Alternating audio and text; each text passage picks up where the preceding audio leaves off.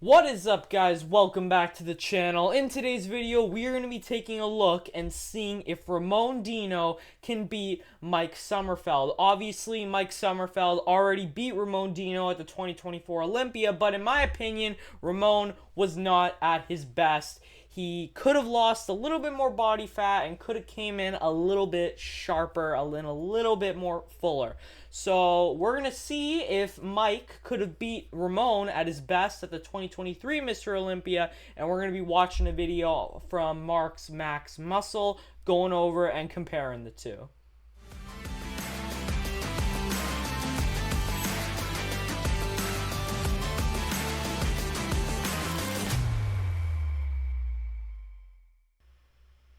Alright, so first pose, front double bicep. First thing I notice, Mike Sommerfeld definitely has the bigger quads and seems to also have slightly wider shoulders. His biceps, to my eyes, also look a little bit fuller. The flareness of the lats is pretty comparable, although Ramon is twisting a little bit more, so it's a little bit harder to see. They both have a very small waist. Ramon, you can see his abs, whereas Mike is pulling off the vacuum. Personally, for the front double bicep, I think I like the vacuum just because it makes your waist look even smaller, and I think that goes in Mike's favor here. So I'm giving this pose to Mike. Okay, and then we got the front lat spread. Now, what I'm seeing here is Mike, better X-frame, way better quads, and he does appear to have the wider shoulders.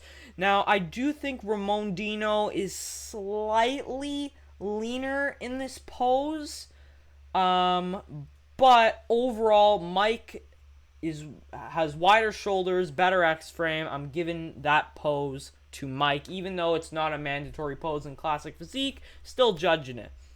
Then we got the side chest, which I am also gonna have to give to Mike, mainly due to the leg.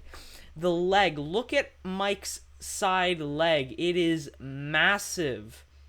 It's huge. And he does appear to have a slightly fuller chest, and he's just wider. And his hamstring pops down more. Really close in conditioning between the two. I gotta give this to Mike as well. And then we got a side tricep here. Again, not a mandatory pose in classic physique. But Ramon, all I'm seeing here is Ramon is not flexing his legs as good as well as he could be right here. So it's not really a fair comparison here because obviously you could see way more definition on Mike, but in the thighs anyway. But if I'm going off what we just see here, I got to give it to Mike for the quads. But if Ramon was flexing properly, I think the photo here was taken, before he fully got into it, or he wasn't really. Obviously, it's not a mandatory pose in classic physique, so you might not have been really paying attention to that. So, gonna give this one again to Mike, but not a really fair comparison in my opinion. And the back double bicep, to me, this is one of Ramon's best poses.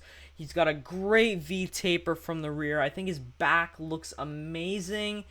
And this one is really close, but I'm giving it to Mike just for the definition in his glutes and his hamstrings. He's and there's a freaking ad.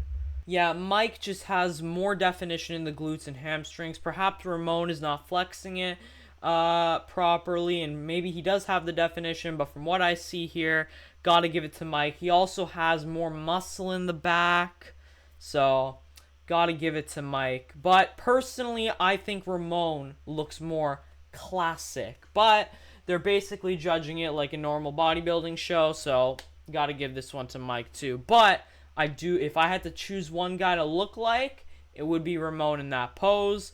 Abs and thighs, another strong pose for Ramon. He's got great abs, but there's also the thighs, and Mike Sommerfeld is definitely dominating in that department, and he's also showing off his obliques better.